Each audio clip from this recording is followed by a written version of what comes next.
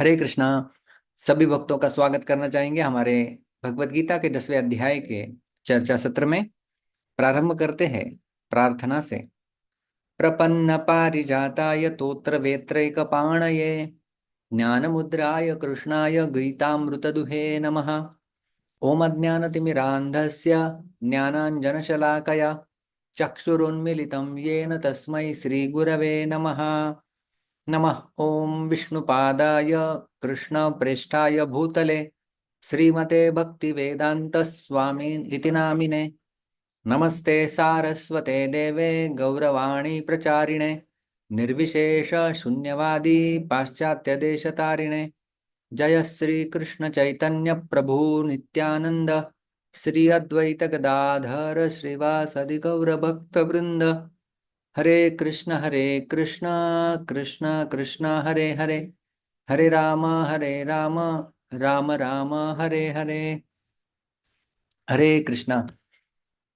तो हमने हमारे पिछले सत्र में गीता के 10वें अध्याय के जो विभूतियां प्रारंभ हो जाती है, अर्जुन ने जो भगवान को प्रार्थना की थी कि अपनी अलग अलग विभिन्न विभूतियों के बारे में बताइए। केशु केशु च भावेषु चिंत्योसी भगवन्मया। मैं कहाँ कहाँ पर आपका जो विस्तार है, कहाँ कहाँ पर आपकी जो विभूतियां हैं, उनमें मैं आपको देखूं, आपका चिंतन करूं। इस प्रकार का अर्जुन का प्रश्न था। और भगवान कहे कि मैं आपको जो है वो विस्तार से तो नहीं, किंतु मैं आपको प्राधान्यतः कुरुश्रेष्ठ, मैं आपको केवल प्रधानता से मेरी विभूतियों को बताऊंगा, क्योंकि नास्त्यंत से, उनका अंत ही नहीं है, ऐसा भगवान ने कहा था। और भगवान ने जो है वो अपनी विभूतियों का प्रारंभ 20वें श्लोक से किया था। पिछले सत्र में हमने 20वां श्लोक देखा था। अहमात्मा गुडाकेश सर्वभूताशय स्थितः अहमादिश्च मध्यम च भूतानाम अंतमेव च। हे गुडाकेश, भगवान ने कहा था, हे अर्जुन, अहम सर्वभूताशय स्थितः आत्मा, सबके हृदय में स्थित जो परमात्मा है वो मैं हूँ। अहमेव भूतानाम आदि च मध्य च अंत च, मैं ही समस्त जीवों का आदि मध्य और अंत हूँ, इसे आप समझो। तो हमने देखा था भगवान अर्जुन के लिए गुडाकेश शब्द का प्रयोग किए थे। गुड़ा का यानी निद्रा, ईश यानी ईश्वर। गुडाकेश का अर्थ हुआ कि ऐसा व्यक्ति जिसने निद्रा के ऊपर विजय प्राप्त की हुई है। श्रील प्रभुपाद जी तात्पर्य में बताए थे कि श्लोक में अर्जुन को जो गुडाकेश कहकर संबोधित किया गया है, निद्रा रूपी अंधकार को जीतने वाला। जो लोग अज्ञान रूपी अंधकार में सोए हुए हैं, उनके लिए यह समझ पाना संभव नहीं है कि भगवान किन किन विभूतियों से इस लोक में तथा वैकुंठ लोक में प्रकट होते हैं। अतः कृष्ण द्वारा अर्जुन के लिए इस प्रकार संबोधन महत्वपूर्ण है। क्योंकि अर्जुन ऐसे अंधकार से ऊपर है, अतः भगवान उसे विविध ऐश्वर्यों को बताने के लिए तैयार हो जाते हैं। तो हमने देखा था कि जो इस प्रकार से तमोगुण रूपी अंधकार में है, वो भगवान के बारे में जानकारी नहीं प्राप्त कर सकता। और जब तमह से हम परे चले जाएंगे, तभी हम लोग भगवान के बारे में समझ सकते हैं। इसलिए भगवान ने अर्जुन को गुडाकेश नाम से पुकारा था। अहम सर्वभूताशय स्थितः आत्मा, मैं समस्त भूतों के हृदय में स्थित परमात्मा हूँ। सारी जीवात्माएं हैं और सबके साथ परमात्मा रहते हैं। तो भगवान बोलते हैं कि समस्त जीवात्माओं के साथ रहने वाला, जो उनके हृदय में स्थित जो परमात्मा है, वो मैं हूँ। तो सबके हृदय में भगवान रहते हैं। इसका हमने जो है वो प्रमाण देखा था गीता के 15वां अध्याय का 15वां श्लोक, सर्वस्य चाहम हृदय सन्निविष्टो मत्तः स्मृति ज्ञानम अपोहनम च। और गीता का 18वें अध्याय का 61वां श्लोक भी हमने देखा था, ईश्वरः सर्वभूतानां हृदयेश अर्जुन तिष्ठति, कि मैं सबके हृदय में स्थित रहता हूँ। और एक गीता का 13वां अध्याय का भी श्लोक हमने देखा था, जो प्रमाण इसी प्रकार से बताता है, उपद्रष्टानुमंता च भर्ता भोक्ता महेश्वर परमात्मेति चाप्युक्तो देहेस्मिन् पुरुषः परः। कि जो सबके हृदय में स्थित उपद्रष्टा है, जो देखता रहता है क्रियाओं को, अनुमंता है जो सैंक्शनर है, और भरता है पालन करने वाला, और भोक्ता जो एंजॉयर है, वो महेश्वर परमात्मा इति च अपि उक्तो, वो परमात्मा नाम से जाना जाता है। तो सबके हृदय में स्थित जो आत्मा यहाँ पर जो कहा गया है, तो वो वास्तव में परमात्मा ही है, ऐसा भगवान बताते हैं। और हमने मुंडक उपनिषद इत्यादि से भी देखा था कि किस प्रकार से आत्मा और परमात्मा, इनका वर्णन किया गया है। समाने वृक्षे पुरुषो निमग्नो अनीशया छोचति मुह्यमानः जुष्टम यदा पश्यति अन्यम ईशम अस्य महिमानम इति वीतशोकः। सामान्य वृक्ष, एक ही वृक्ष के ऊपर दो पंछी बैठे हुए हैं, एक का नाम है आत्मा, दूसरे का नाम है परमात्मा। आत्मा जो है वो फल खा रहा है, परमात्मा जो है वो देख रहा है। अनिशया शोचति मुह्यमानः, जो आत्मा है वो परमात्मा से विलग हो गया है। अनईशया, जो ईश्वर की नहीं मान रहा है, स्वयं की मन के अनुसार कार्य कर रहा है, इसलिए शोचति, वो शोक कर रहा है, परेशानी भुगत रहा है। किंतु यदि पश्यति, किंतु यदि वह परमात्मा की ओर मुड़ जाएगा, उनकी ओर सम्मुख हो जाएगा, तो उनका महिमा जान पाएगा। और जुष्टम यदा वीत शोक, ये सारे वीत शोक जो है वो उससे वो मुक्त हो जाएगा, शोक दुख इत्यादि से। तो इस प्रकार से वो जो परमात्मा है वो भगवान ही है, ऐसा यहाँ पर बताते हैं। और इस प्रकार से हमने ये भी देखा था कि अंतर्यामी के रूप में है भगवान स्थित। तो संपूर्ण प्रकृति के अंतर्यामी के रूप में वो है कारणोदक विष्णु। समष्टि विराट यानी एक ब्रह्मांड जो होता है उसके अंतर्यामी के रूप में है गर्भोदक विष्णु। और व्यष्टि यानी हर एक व्यक्ति के अंदर होते हैं, वो एक क्षुरदक्ष विष्णु। हमारा जो भौतिक सृष्टि है हमने देखा था, एक हम है व्यक्ति, हम समष्टि के अंग है, एक है समष्टि संपूर्ण ब्रह्मांड, और ऐसे अनंत ब्रह्मांड है। एक व्यक्ति, एक ब्रह्मांड, और बहुत सारे ब्रह्मांड। एक व्यक्ति के स्वामी है क्षीरोदक्ष विष्णु, एक ब्रह्मांड के स्वामी है गर्भोदक्ष विष्णु, और संपूर्ण ब्रह्मांडों के स्वामी वो है कारणोदक्ष विष्णु। तो इस प्रकार से सबका आत्मा भगवान ही है, ये हमने देखा था। अहम एव भूतानाम आदि ही च मध्य, मध्यम च अंतः च, संपूर्ण प्राणियों के आदि मध्य तथा अंत में मैं ही हूँ। तो हमने देखा था इसका विश्लेषण विस्तार से किया था कि किस प्रकार से आदि ही शब्द और अंतः शब्द ये पुल्लिंग में है, लेकिन मध्यम शब्द नपुंसकलिंग में है, जैसे वनम इत्यादि कहा जाता है। तो क्यों ऐसा है? तो हमने देखा था कि शुरुआत में और आखिर में केवल पुरुष ही शेष रहते हैं। ये हमने देखा था गीता के 10वें अध्याय के दूसरे श्लोक में, अहम आदिर ही देवानाम महर्षिणाम से सर्वस्व, भगवान ही सबके आदि है। और शिष्यते शेष सम्य, जो बचता है आखिर में उन्हें नारायण नारायण सम्यक कहा जाता है कि एको नारायणा सीत। तो शुरुआत में भी पुरुष है, अंत में भी पुरुष है, इसलिए पुल्लिंग शब्द का प्रयोग किया गया। लेकिन बीच में जो है वो सृष्टि होती है कई सारी, उसमें पुल्लिंग नपुंसकलिंग स्त्रीलिंग सब होते हैं। इन सब का समाविष्ट रूपक जो है वो नपुंसकलिंग शब्द का है, इसलिए मध्य में जो है वो उसे मध्यम कहा जाता है। और ये उदाहरण से हमने सीखा था कि किस प्रकार से जो है शुरुआत में सोना रहता है, आखिर में सोना रहता है, और बीच में जो है वो सोने के कई सारे अलंकार बनते हैं, वो अलग अलग नाम रूप गुण धारण कर लेते हैं, इसलिए नपुंसकलिंग में डाला हुआ है। और हमने ये भी देखा था कि किस प्रकार से आदि जो है ब्रह्मा जी सृष्टि करता है, इसलिए आदि बोल के भगवान ब्रह्मा समझ में आते हैं। अंत बोलते हैं तो महेश समझ में आते हैं, क्योंकि शिव जी सृष्टि का प्रलय करते हैं। और मध्य बोलते हैं तो विष्णु, क्योंकि विष्णु इस सृष्टि का पालन करते हैं। तो ब्रह्मा विष्णु और महेश ये वास्तव में तीनों गुणावतार है भगवान के। और वो गुणावतार भगवान कह रहे हैं कि वो मैं ही हूं, एक दृष्टिकोण से। और आगे ये हम लोग तो देखे समष्टि के रूप में, संपूर्ण सृष्टि के बारे में देखेंगे तो इस प्रकार से। लेकिन व्यष्टि, एक एक व्यक्ति के बारे में जब देखते हैं तो व्यक्ति का एक जन्म होता है, वो जन्म भी बड़ा अद्भुत होता है। आखिर में मृत्यु होता है, वो भी बड़ा अद्भुत होता है। और बीच में जो पालन होता है, तो भगवान बोल रहे हैं ये व्यष्टि यानी एक व्यक्ति, और समष्टि यानी संपूर्ण सृष्टि, उन सब का आदि अंत और मध्य मुझे समझो। तो इस प्रकार से पिछले श्लोक 20वें श्लोक में हमने भगवान की ये दो विभूतियां देखी थी कि सबका मैं आदि मध्य और अंत हूं, ये एक। और दूसरा हमने जो देखा था कि अहम सर्वभूताशय स्थित आत्मा, सबके हृदय में स्थित अंतर्यामी जो है वो मैं हूँ। तो इस प्रकार से अभी आ, हम लोग जो हर बार देखते हैं कि एक श्लोक का दूसरे श्लोक के साथ कुछ संबंध होता है, लेकिन यहाँ पर पूरी श्रृंखला की श्रृंखला चल रही है, तो पिछले श्लोक के साथ इमीडिएटली अगले श्लोक का कुछ संबंध नहीं होता है। कभी होगा तो हम लोग बताएंगे। लेकिन यहाँ से 20 से लेकर के पूरे 41वें श्लोक में भगवान अपनी अलग अलग अलग अलग विभूतियों के बारे में वर्णन करेंगे, और हम इनको श्रृंखला में जो है वो सुनते जाएंगे। तो इस श्रृंखला में भगवान 21वें श्लोक में अपनी और अलग विभूतियां बताते हैं। श्लोक इस प्रकार से है, आदित्यानाम् अहं विष्णुर्ज्योतिषां रविरंशुमान् मरीचिर्मरुतामस्मि नक्षत्राणाम् अहं शशि। हाँ गुरु जी, हरे कृष्णा, दंडवत प्रणाम। यहाँ पर एक एक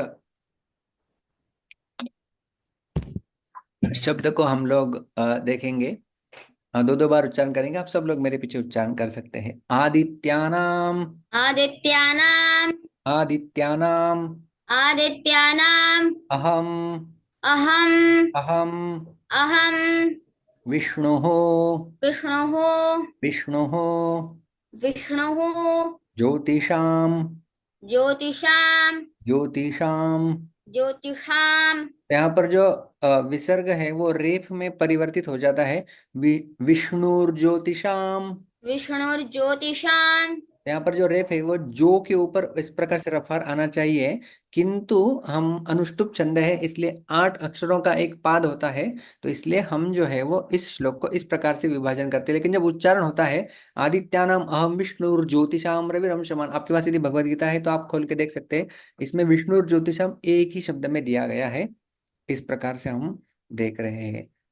रवि ही, रविः, रवि ही, रविः, अंशुमान, अंशुमान्, अंशुमान। अंशुमान्, यहाँ पर भी रेप में परिवर्तित हो जाता है विसर्ग। रविरम सुमान, रविरंशुमान्, मरीचिहि, मरीचिः, मरीचिहि, मरीचिः, मरुताम, मरुताम्, मरुताम, मरुताम्, अस्मि, अस्मि, अस्मि, अस्मि, मरीचिर्मरुतामस्मि मरीचिर्मरुतामस्मि, नक्षत्राणाम, नक्षत्राणाम्, नक्षत्राणाम नक्षत्राणाम्, अहम, अहम्, अहम अहम्, शशि, शशि, शशि। शशि।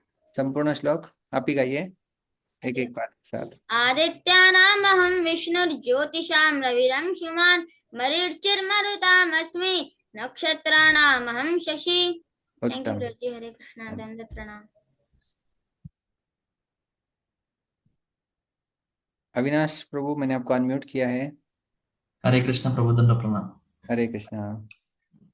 आदित्यानाम अहम विष्णु आदित्यानाम् विष्णुर् ज्योतिषाम रविरंशुमान् ज्योतिषां रविरंशुमान् मरीचिर्मरुतामस्मि, मरीचिर्मरुतास्मस्मि, मरीचिर्मरुतामस्मि मरीचिर्मरुतामस्मि, नक्षत्राणाम अहम शशि। नक्षत्राणाम् अहं शशि। उत्तम, धन्यवाद।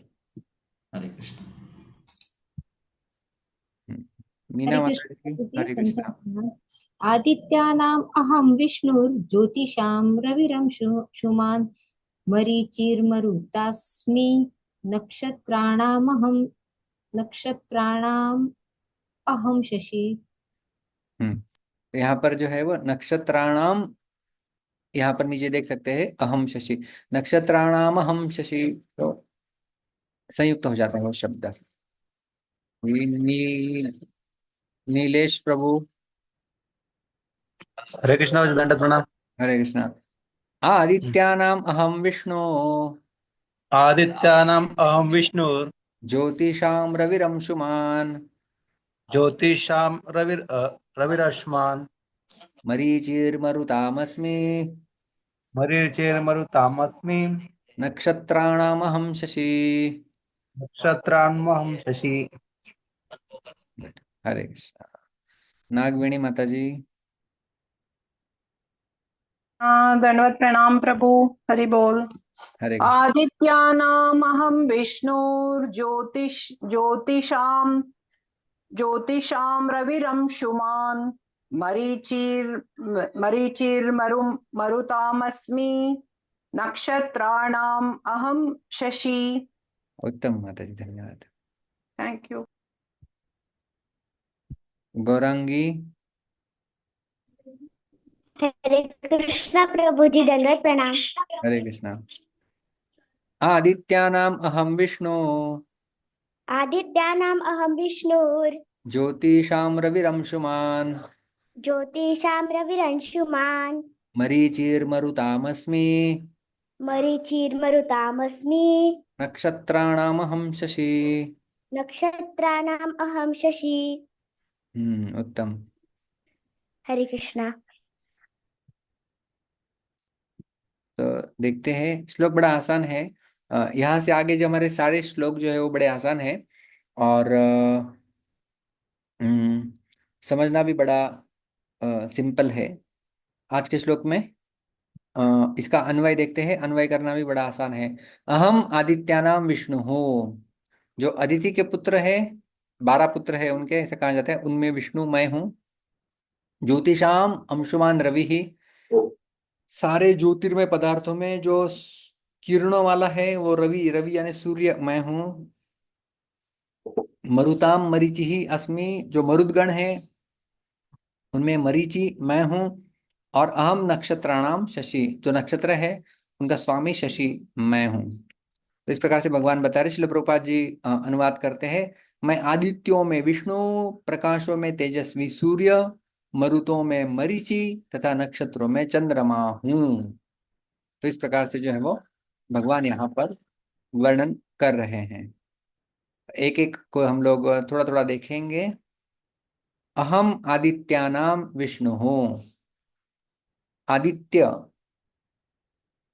जो है अ, अदिति, अदिति जो है वो कश्यप मुनि इनकी पत्नी है, और इनके 12 पुत्र हुए ऐसे माना जाता है। तो अदिति के पुत्र इसलिए उन्हें आदित्य कहते हैं, आदित्य। और यदि दीति है तो उनके पुत्रों को कहते हैं दैत्य। आ रहा है समझ में आपको? दैत्य, दैत्य कौन है? जो दीति के पुत्र है वो है दैत्य, जो अदिति के पुत्र है वो है आदित्य। तो जैसे प्रभु श्री राम को कहा जाता है ना, दशरथ के पुत्र है इसलिए उन्हें दाशरथी राम कहा जाता है। तो भगवान बोल रहे कि जो आदिति के पुत्र है उनमें वामन मैं हूँ, विष्णु। क्योंकि आदिति आदिति के पुत्र कौन हुए थे? तो वामन। तो ये कहाँ से समझता है हमें? ये श्रीमद् भागवत के 8वें स्कंद में इसका विस्तार से वर्णन आता है कि अ, आदिति के पुत्रों में भगवान अपना नाम विष्णु के रूप में गणा रहे हैं। कैसे? तो हुआ यूं था कि देवता और असुर, इनका घमासान युद्ध हुआ था, और उस युद्ध में जो है वो देवता हार रहे थे। तो देवता हार रहे थे तो इसलिए क्या हुआ, असुरों ने उनके ऊपर विजय प्राप्त कर ली, विजय प्राप्त कर ली। और जो है अदिति के पुत्र हार गए थे, यानी देवतागण हार गए थे। तो माँ को तो दुख होगा ना, जब अपने बच्चों को हारते हुए देखेगी और उनका पद छीना जा रहा है। जब उन्होंने ये देखा तो अपने पति कश्यप मुनि के पास वो जाती है और वो कहती है कि कुछ उपाय बताइए मुझे। तो कश्यप मुनि बोलते हैं कि एक पयोव्रत नाम का व्रत है, उस व्रत को आप कीजिए, जिससे आप भगवान कृष्ण को संतुष्ट कर पाएंगे, उनसे आप वर मांगिए। तो उसी प्रकार से जो पयोव्रत होता है वो माँ अदिति पालन करती है, और भगवान विष्णु उनसे प्रसन्न हो जाते हैं। और फिर ये माँ ऐसा वरदान मांगती है कि आप कुछ ऐसा कीजिए, एक पुत्र मुझे दीजिए जो मेरे जो दूसरे पुत्र है उनके खोए हुए संपत्ति को, ऐश्वर्य को पुनः वापस लौटा दे सकता है। तो भगवान बोलते हैं तथास्तु। तो मैं स्वयं आऊंगा और एक अलग से अवतार लिया जाएगा वहां पर। तो भगवान चले जाते हैं वहां से, और उसके पश्चात जो है वो अदिति जन्म देती है एक बच्चे को, जिसका नाम था वामन, जिन्हें हम लोग वामन देव के रूप में जानते हैं। जैसे हम लोग उपवास करते हैं ना, वामन द्वादशी। तो ये वामन देव का आविर्भाव वहां पर होता है। और जैसे उनका आविर्भाव होता है, श्रीमद् भागवत में इसका विस्तार से वर्णन किया गया है कि जब आविर्भाव होता है तो सारे देवता भी वहां पर आते हैं, और सब कुछ, कोई उन्हें कमंडलू प्रदान करता है, कोई उन्हें दंड प्रदान करता है, कोई उन्हें चप्पल प्रदान करता है, कोई उन्हें छतरी प्रदान करता है। तो ये सब उन्हें चीजें जो है वो दी जाती है, और तब से प्रथा शुरू हुई कि ब्राह्मणों को ये चीज दान देनी चाहिए। तो कभी छतरी दान देते हैं, कभी चप्पल दान देते हैं, इस प्रकार से जो है वो सब कुछ दिया जाता है। और वहां से फिर वामन देव जो है वो जो असुरों के राजा थे बलि, उनके पास चले जाते हैं। और बलि जो है वहां पर जब चले जाते हैं तो एक ब्राह्मण बन के जाते हैं और कहते हैं कि भिक्षाम देहि भिक्षाम देहि। तो बलि महाराज पूछते हैं, बोले क्या चाहिए? बोले मुझे कुछ बड़ी चीज नहीं चाहिए, मुझे 3 पग भूमि चाहिए। तो बलि महाराज बोलते हैं कि अरे 3 पग भूमि लेके क्या करेगा, मैं तो तुम्हें 3 ब्रह्मांड दे सकता हूँ अलग अलग। बड़ा कुछ मांगो, एक राजा के पास आए हो और चवन्नी मांग रहे हो, ठीक नहीं लगता। तो फिर वामन देव, बड़ा फिलोसॉफिकल डिस्कशन है उनका, उसमें इतना समय हमारे पास नहीं है, कि वो बताते हैं कि जो व्यक्ति के पास थोड़ा चीज है लेकिन संतुष्ट है वो अच्छी बात है, बहुत ज्यादा चीजें हैं लेकिन असंतुष्ट है तो कोई फायदे का नहीं है। तो मुझे इतना ही दे दो बस, बाकी कुछ नहीं चाहिए। तो वो संकल्प करने वाले थे उस समय। फिर शुक्राचार्य आ जाते, शुक्राचार्य बताते हैं कि ये विष्णु है छिपे हुए, इनको प्रॉमिस मत करो। फिर उनका भी डिस्कशन काफी बड़ा है, कि बोलते हैं कि आपने शब्द वापस ले लो। बोले नहीं, मैंने शब्द दिया है तो मैं जरूर दान देकर रहूंगा। और इस प्रकार से फिर बलि महाराज आखिर में अपने गुरु शुक्राचार्य का त्याग कर देते हैं, और वो अपना संकल्प करते हैं और कहते हैं कि 3 पग भूमि में आपको प्रदान करूंगा। तो जैसे ही वो संकल्प करते रहे, उसके पश्चात जो है वो वही वामन देव त्रिविक्रम अभी बन जाते हैं, बहुत बड़े, इतने बड़े कि उन्होंने एक पैर में अपना संपूर्ण पृथ्वी नाप लिया। दूसरा पैर उन्होंने इस प्रकार से ऊपर की और पूरा स्वर्ग और अंतरिक्ष सब कुछ उसमें कवर कर लिया। और तीसरा पैर रखने के लिए जगह नहीं थी। तो फिर वो बलि महाराज को पूछते कि मैं तीसरा पग कहाँ पर रखूं? तो फिर बलि महाराज अपना मस्तक समर्पित कर देते हैं और कहते हैं कि मेरे सर पे रखिए। और तीसरा चरण फिर बलि महाराज के सर के ऊपर वामन देव रखते हैं, जो कि अभी त्रिविक्रम बने हुए थे। तो इस प्रकार से ये वामन देव है। और फिर कई ये लीला आगे बढ़ती है कि फिर बलि महाराज को जो है वो बंदी बना दिया जाता है। और फिर वो आगे सब कुछ जो है वो इंद्र इत्यादि देवता उनको अपना अपना जो राज्य है वो पुनः प्रदान कर देते हैं।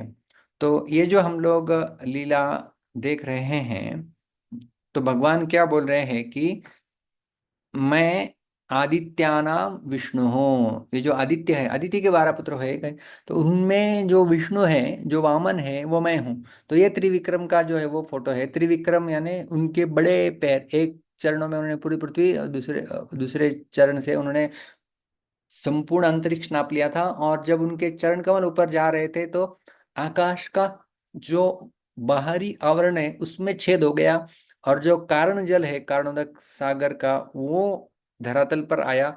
और वही जो है वो वास्तव में गंगा है। और इसलिए जयदेव गोस्वामी जब दशावतार स्तोत्र का वर्णन करते हैं तो वो कहते हैं कि छलयसि विक्रमणे बलिमद्भुत वामन पदनख नीरजनित जन पावन केशवधृत वामन रूप जय जगदीश हरे, जय जगदीश हरे, जय जगदीश हरे। छलयसि विक्रमणे बलिम अद्भुत वामन, जो छल पूर्वक गए थे और उन्होंने बलि का जो है वो छल पूर्वक अपना जो है वो साम्राज्य वापस करके देवताओं को दिया था। और उसके साथ साथ और एक लीला की थी, पदनख नीर जनित जन पावन। पदनख अपने पद के नख, नाखून, अपने चरण के नाखून से नीर यानी जल जो है वो जन्म दिया था। और जो किस प्रकार का गंगा हुआ, और वो जन पावन, संपूर्ण जन को त्रिभुवन मंगल जो है वो गंगा बन जाती है। इस प्रकार से वामन देव को जो है वो प्रणाम किया जाता है। तो भगवान क्या बोलते हैं, जो आदिति के पुत्र हैं उनमें विष्णु मैं हूं।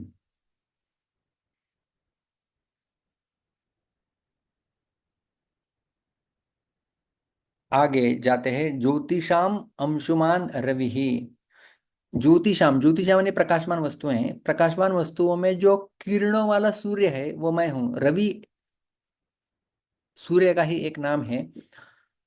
तो भगवान बोल रहे हैं कि जो भी प्रकाशक और तप्त वस्तुएं हैं उनमें जो किरणों वाला सूर्य है वो मैं हूं। सूर्य को हमारे शास्त्रों में भगवान श्री कृष्ण की आंख के साथ तुलना की जाती है, कि ये मानो भगवान की आंख है। चंद्र और सूर्य ये दोनों भगवान की 2 आंखें हैं। जब विश्व रूप हम समझने का प्रयास करते हैं श्रीमद् भागवत से, तब उस प्रकार से तुलना दी जाती है। लेकिन हम लोग ये समझ रहे हैं कि ये जितनी सारी प्रकाशमान वस्तु हैं उनमें जो है वो सूर्य मैं हूँ। क्यों सूर्य को ही भगवान बोलते हैं?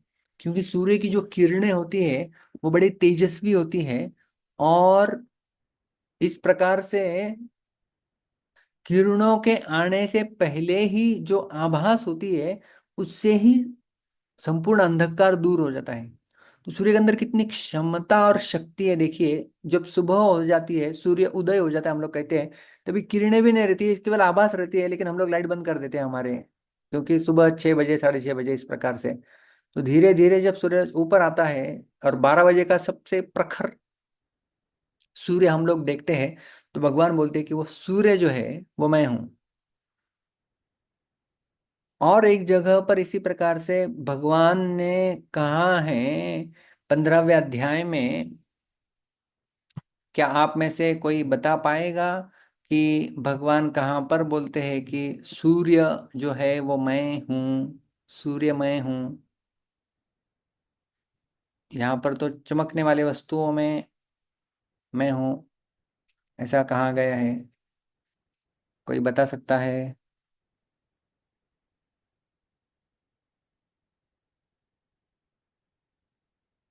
नहीं।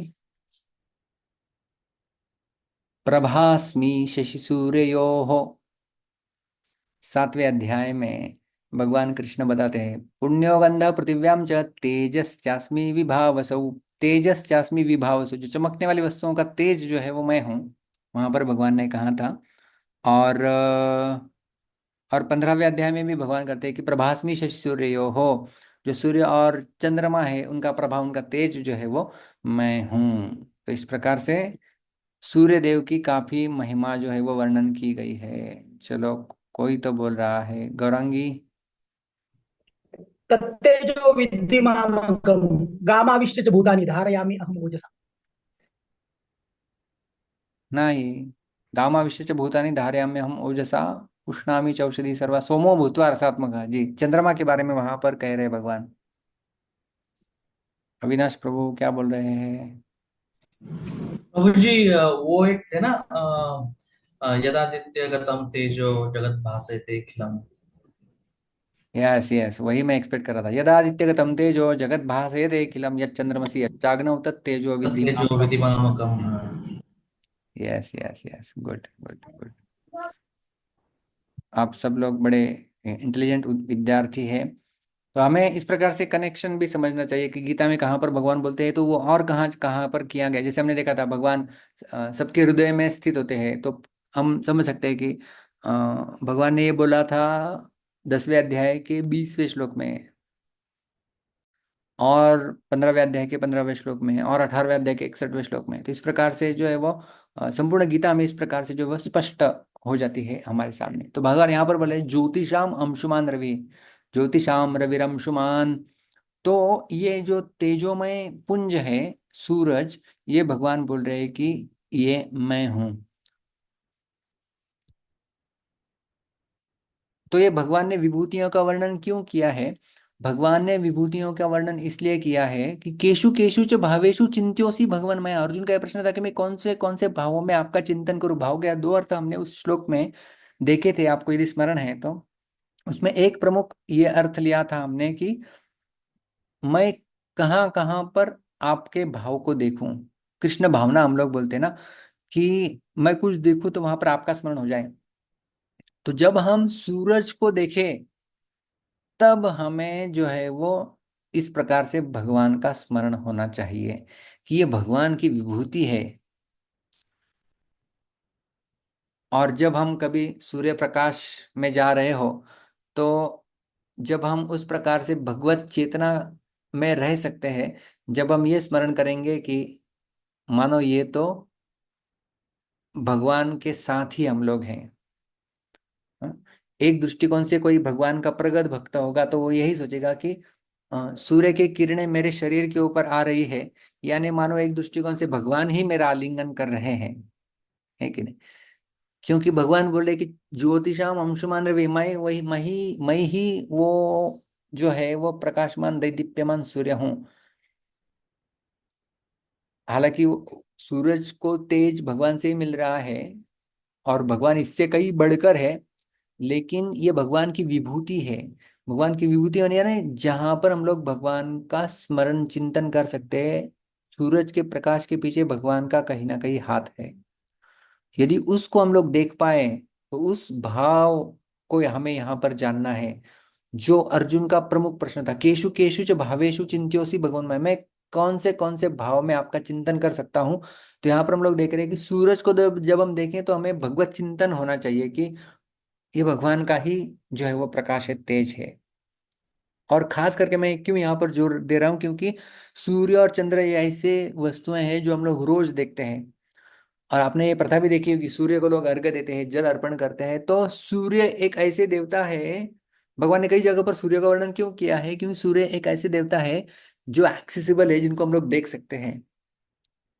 बाकी हम लोग कई देवताओं को नहीं देख सकते। क्या वो इंद्र वर्षा को देख सकते हैं, इंद्रदेव को देख सकते हैं क्या? जी नहीं, इंद्रदेव को नहीं देख सकते। हम लोग कई सारे देवताओं को नहीं देख सकते, लेकिन सूर्यदेव को हम लोग देख सकते हैं। और तो हमें बड़े एक्सेसिबल है, देख सकते हैं। इसलिए भगवान कई जगहों पर उनके बारे में 7वें अध्याय में, 10वें अध्याय में, 15वें अध्याय में बार बार सूरज के बारे में बताते हैं कि उनका तेज मैं हूँ, उनका प्रकाश प्रकाश मैं हूँ, सूर्य ही मैं हूँ। इस प्रकार से हम लोग रोज देखते हैं। तो उस देखने से हमारे कृष्ण चिंतन में, कृष्ण भावना में वृद्धि होनी चाहिए कि हम ये देखने का प्रयास करना चाहिए कि जब भी हम जल ग्रहण करें तो रसो हम अब सुकौनते, ये इसका स्मरण हो। और ये भी एक भगवान की विभूति है कि इसके अंदर का जो टेस्ट है वो मैं हूँ, भगवान बोलते हैं। तो इस प्रकार से ये ज्योतिषाम अंशुमान रवि ही भगवान ये है। आगे थे मरुताम मरीचि ही अस्मि। जो मरुत है, 49 मरुत कहे जाते हैं, 49 मरुत हैं। उन मरुतों में मरीचि जो है वो मैं हूं, ऐसा बताया जाता है। तो इसके पीछे भी एक कहानी है। मरुत कौन थे? तो श्रीमद् भागवत के 6ठे स्कंद में ये कहानी आती है कि जब हिरण्याक्ष और हिरण्यकशिपु ये दो असुर थे और इनकी माता थी दीति। जैसे मैंने हम लोग पिछले आदित्यानाम अहम विष्णु में अदिति का वर्णन किया, अभी दीति का वर्णन आ रहा है। ये जो दीति थी वो भी कश्यप की ही पत्नी थी। कश्यप की दो पत्नियां थी, कश्यप मुनि की दीति और अदिति। दीति के पुत्र हुए वो दैत्य, अदिति के पुत्र हुए आदित्य। आदित्यानाम अहम विष्णु देख लिया हमने। अभी दीति के जो पुत्र थे दो, वो थे हिरण्याक्ष और हिरण्यकशिपु। तो वो तो भगवान नहीं हो सकते, तो उनका वध किया गया था, भगवान ने उनका वध किया था। हिरण्याक्ष का वध किया था भगवान ने वराह रूप लेकर, और हिरण्यकशिपु का वध किया था भगवान ने नृसिंह अवतार लेकर के। तो जो दीति है वो बड़ी नाखुश थी इससे कि मेरे पुत्रों का वध हुआ है।